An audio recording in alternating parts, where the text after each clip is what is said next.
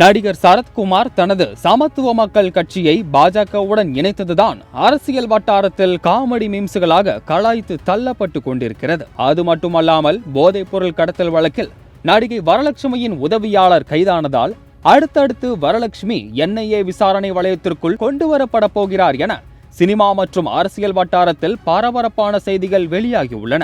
இந்த நிலையில் தனது மகள் வரலட்சுமியை காப்பாற்றத்தான் தனது கட்சியையே பாஜகவில் இணைத்து விட்டார் என்ற சர்ச்சை கருத்துக்கள் வெளியாகியுள்ளன. குறிப்பாக அமலாக்கத்துறையை வைத்து மிரட்டும் பாஜக தற்பொழுது NIAவையும் வைத்து ஆள் சேர்த்துக் கொண்டிருக்கின்றது என்ற கருத்துக்களும் உலாவிக் கொண்டிருக்கின்றன.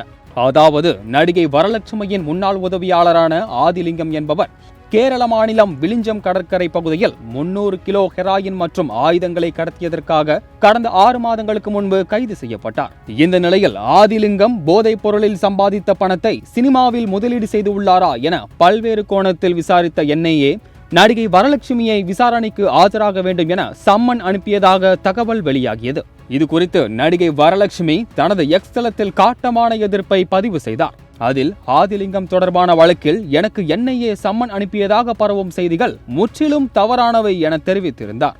தற்போது சரத்குமார் பாஜகவுடன் கட்சியை இணைத்ததால் போதைப் பொருள் கடத்தல் வழக்கில் தன் மகள் வரலட்சுமியை காப்பாற்றத்தான் பாஜகவுடன் கட்சியை இணைத்தார் என மீண்டும் அது குறித்த சர்ச்சை பரவி வருகிறது.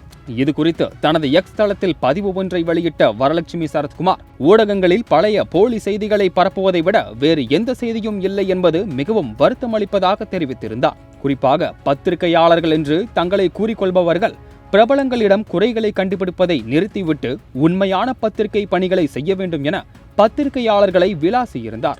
இது குறித்து உண்மையான விளக்கம் கேட்பதற்காக சத்தியம் டிஜிட்டல் குழு வரலட்சுமியை தொடர்பு கொண்டு பேசிய போது எதுவும் பேசாமல் இணைப்பை துண்டித்துக் கொண்டார். தன் மீது சுமத்தப்பட்டுள்ள குற்றச்சாட்டு பொய் என்றால் தைரியமாக பதிலளிக்க வேண்டியதானே என்ற கருத்து பத்திரிகையாளர்கள் மத்தியில் எழும்பியுள்ளது.